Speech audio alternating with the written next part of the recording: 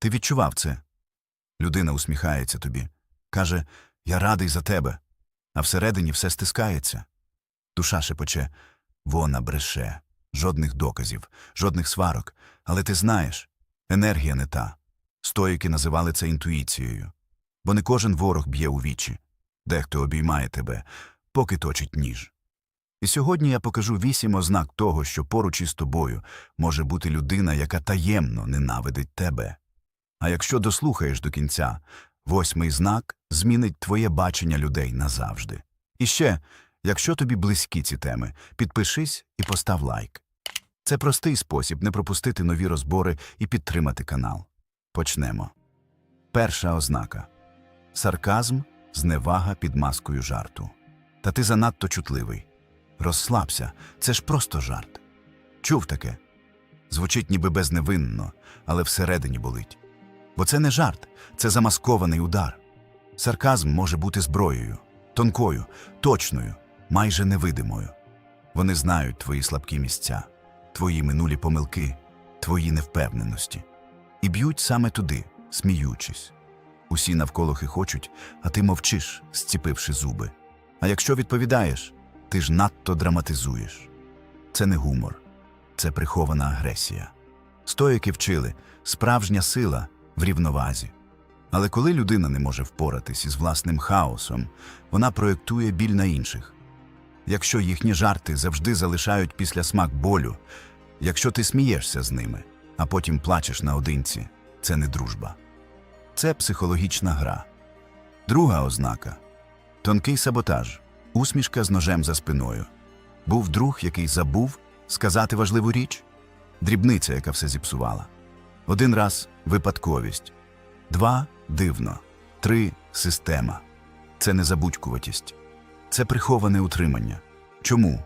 Бо твій кожен крок уперед нагадує їм, що вони стоять на місці. Хтось, хто не росте сам, завжди намагається стримати інших. Але робить це м'яко. Фальшива порада.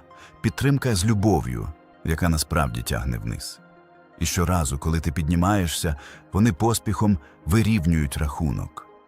Зовні вони говорять, я ж хотів допомогти. Але всередині бажання контролю. Їм комфортно, коли ти нижче. Їм легше любити тебе слабким. Третя ознака. Мовчазна конкуренція. Ти ділишся перемогою, маленькою, особистою, очікуєш радості, підтримки.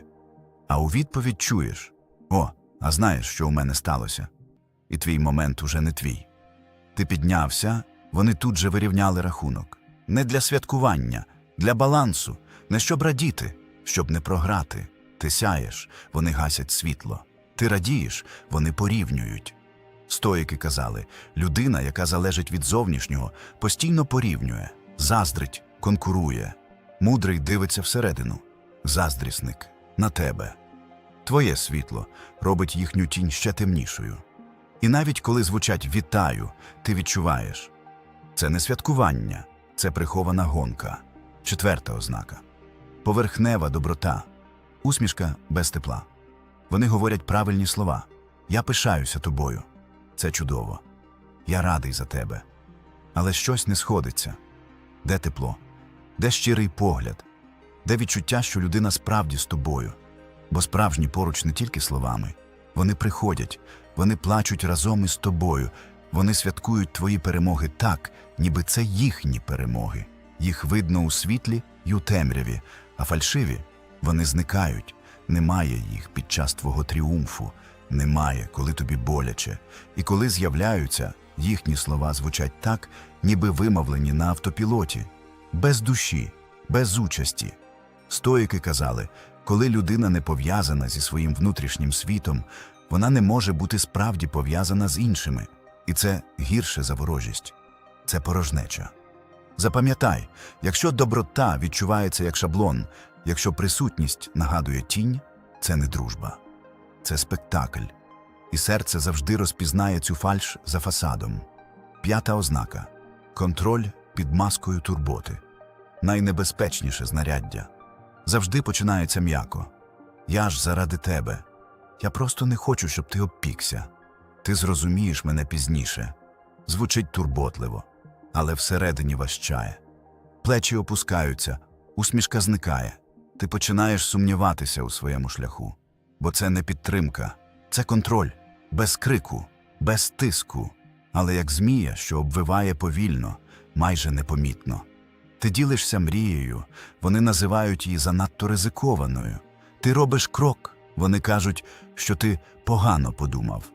І найпідступніше, іноді їхні слова звучать розумно, навіть по-дорослому, але не піднімають.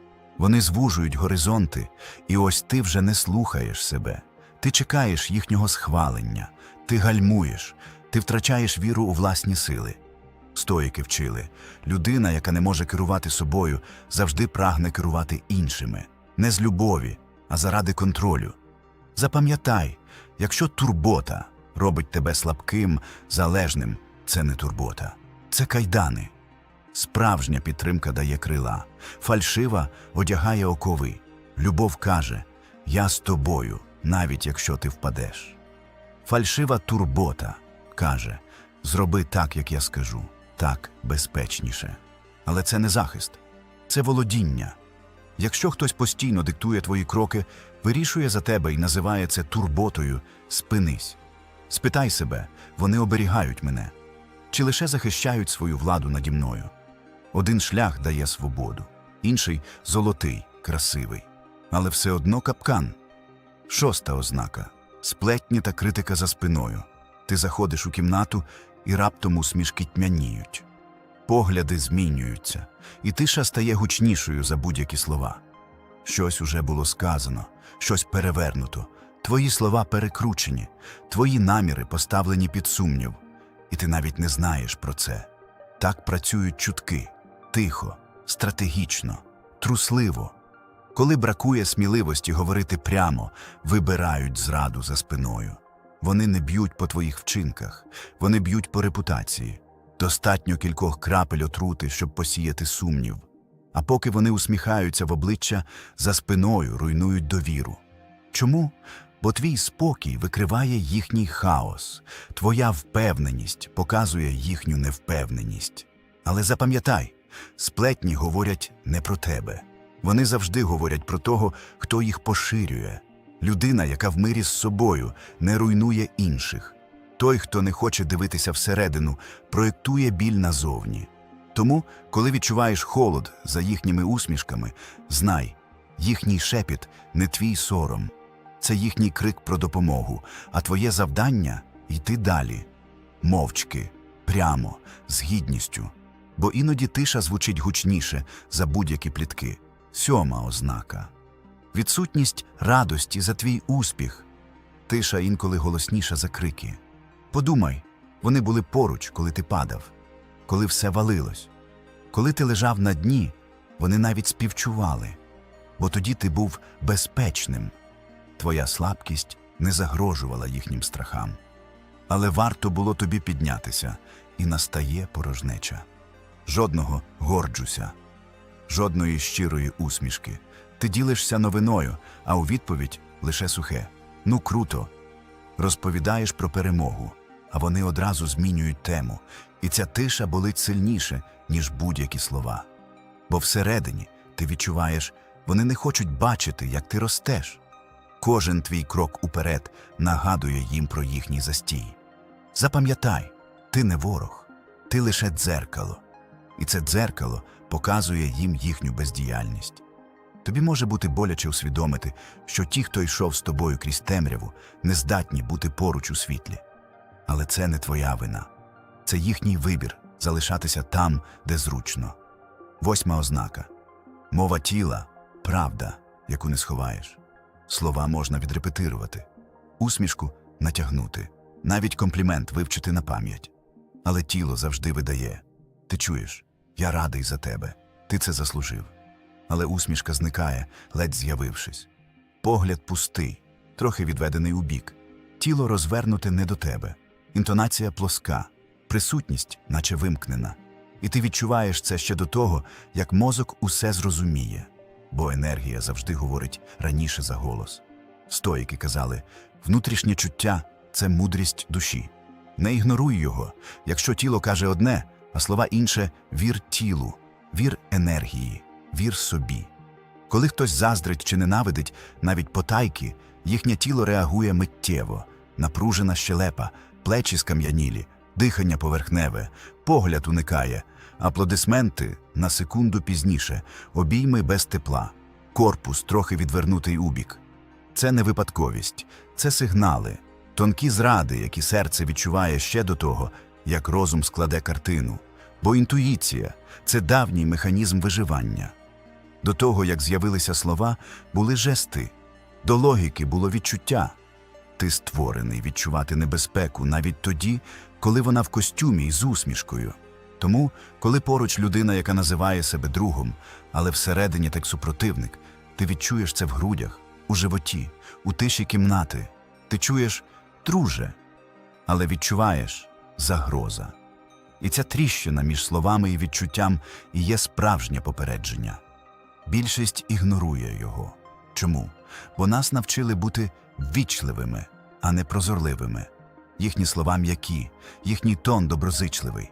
Але після розмови ти відчуваєш себе меншим, менш упевненим і з більшими сумнівами, з меншим вогнем. Це не підтримка, це утримання, замасковане під турботу. Стоїки казали, якщо тобі дають пораду, подивися, з якого серця вона йде. З любові чи зі страху? Із віри в тебе чи з бажання контролювати? Мудрість – це не погоджуватись на все. Мудрість – це розпізнавати, коли допомога насправді гальмо. Ти ділишся ідеєю. Вони не сперечаються, не критикують, але починають перелічувати свої плани. Говорять швидше, голосніше, довше. Ти показуєш прогрес, а вони відразу ж демонструють свій. Ти натхненний, а вони змагаються, навіть не дослухавши тебе. Це тонко, без відвертої ворожості. Але ти відчуваєш, це не діалог, це невидимий ринг. Поруч не співрозмовник, а внутрішній калькулятор, який постійно рахує, хто кращий, хто сильніший, хто виграв. Стоїки вчили, будь байдужим і до похвали, і до критики, бо обидві належать іншим. Але поруч із такими людьми байдужим залишитися важко, бо кожна твоя радість стає недостатньою, кожна перемога замалою. Замість підтримки ти отримуєш оцінку. І не як людина, а як учасник змагання, в яке ти навіть не хотів заходити. Це не просто заздрість, це незадоволеність собою, що ховається за розмовами. Подумай, якщо після спілкування ти почуваєш не натхнення, а втому це не друг. Це конкурент у масці близької людини. Запам'ятай, поруч із правильними людьми ти не відчуваєш, що мусиш бути кращим. Ти просто можеш бути собою. А там, де починається прихована боротьба, закінчується справжній зв'язок. Поки ти був зламаним, тебе жаліли. Поки ти скаржився, тебе слухали. Поки ти тонув, тобі кидали рятувальний круг. Але щойно ти зібрався. Став тихішим, сильнішим, піднявся з колін. Вони віддалилися. Раптом часу на тебе стало менше. Раптом спілкування зійшло на нівець. І ти чуєш, ти змінився, ти став холодним. А правда в іншому, ти просто перестав потребувати. Ти не просиш, не скаржишся, не виправдовуєшся. Ти став цілісним.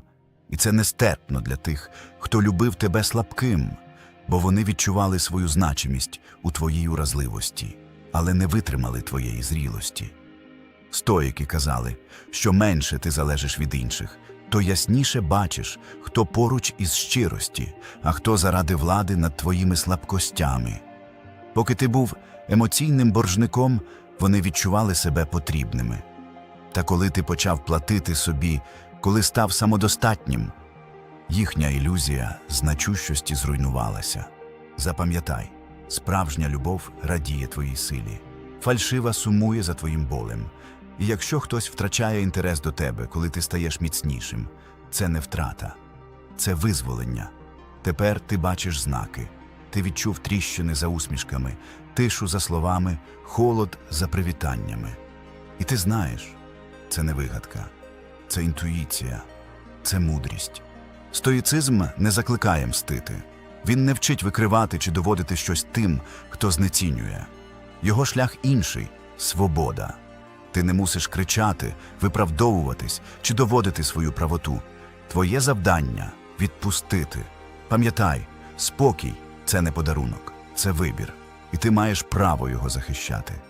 Чим сильніше ти ростеш, тим суворішими мають бути твої межі. Перестань пояснювати себе тим, хто не готовий зрозуміти. Перестань зменшувати свій світ, щоб не дратувати тих, хто звик до тіні. Перестань чекати визнання від тих, чиє мовчання вже є відповіддю. Твоє завдання – не переробити їх. Твоє завдання – зберегти себе. Якщо хтось зникає з твого шляху, це не втрата, це очищення. Дорога вгору завжди самотніша, але вона веде до тих, хто бачить тебе справжнім і не боїться твого світла. Тож не злись, не мсти, не кидай душу в реакцію, просто обери себе і йди далі.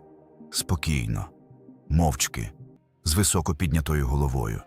Бо у світі, де всі грають ролі, твоя найбільша сила – залишатися реальним. Що робити тепер? Не потрібно мстити, не потрібно викривати, не потрібно навіть ненавидіти. Потрібно лише одне – охороняти свій світ. Твій спокій – це розкіш. І ти занадто часто віддавав його тим, хто цього не заслуговував. Настав час поставити межі, припинити виправдовуватись, припинити чекати їхніх оплесків, припинити світити туди, де відповідають лише тінню. Бо правда гірка, але звільняє. Не кожен, хто у твоєму колі, на твоєму боці. Дехто поруч не для підтримки. Вони лише спостерігають. Чекають, коли ти оступишся. Їхня зброя – не ніж. Їхня зброя – фальшива доброта, відкладені оплески і тиха заздрість. І сьогодні перед тобою вибір. Продовжувати доводити щось тим, хто таємно змагається з тобою. Чи обрати себе, свій розвиток, свою свободу, свій внутрішній спокій. Самоповага починається там, де закінчується фальшива любов. Якщо ти впізнав правду у цих словах, не тримай її в собі. Поділися цим із тим, хто теж відчуває, але не знає, як назвати. Бо це не кінець, це початок. Початок справжнього шляху. Шляху без ілюзій. Шляху до внутрішньої сили. Твоя трансформація вже почалася. І тепер ти більше не закриєш на це очі.